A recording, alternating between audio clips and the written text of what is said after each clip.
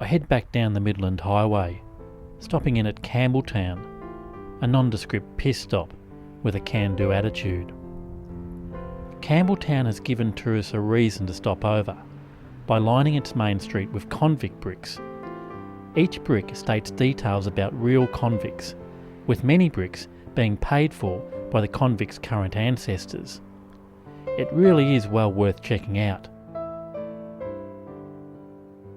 It's quite scary to see how young some of the convicts were, and how harsh the sentences were for such minor offences. Ask the locals to show you Joda Solomon's brick, the person Dickens based Fagin on in his novel Oliver Twist.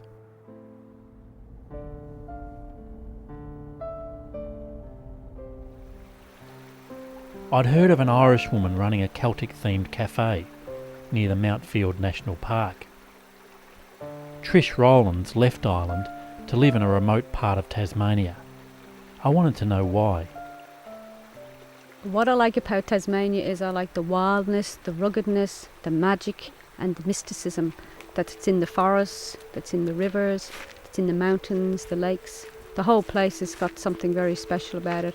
It's like time has passed by. It's like the land that time forgot. It's like maybe even the Garden of Eden, I suppose, if you want to look at it in a religious way. And when I walked through the forest, I visualised that maybe in time gone past, maybe many thousands of years ago, that this would have been what Ireland would have looked like before they, cut down all the trees for their cities and boats. There's something magical about the forests here. I still feel that in some ways that you sense the other world here, which was very big in Celtic mythology. The other world being the fairies, the Merlin, the magic. It was something that I always had dreamed about, and suddenly I was there in this forest.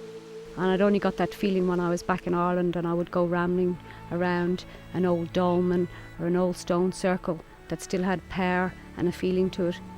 But when I got to Tasmania, I felt that here. And that's what drew me to the place. And that was very special to me. And now I feel like I'm home.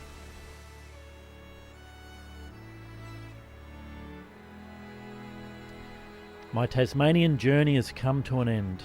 I hope you've enjoyed meeting the locals.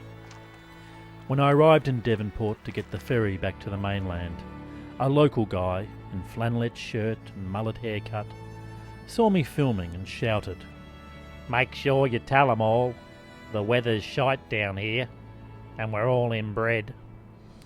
Well, the secret's out. Tasmania is a great place to visit. Its ancient, untouched forests, majestic rivers and stupendous mountain ranges. A place time forgot. A place stuck in the 50s. A place any uneducated buffoon can aspire to politics. A place that still cuts down trees for wood chips. Yes, Tasmania needs you to visit. But if you hear a banjo playing, pack up camp and move on.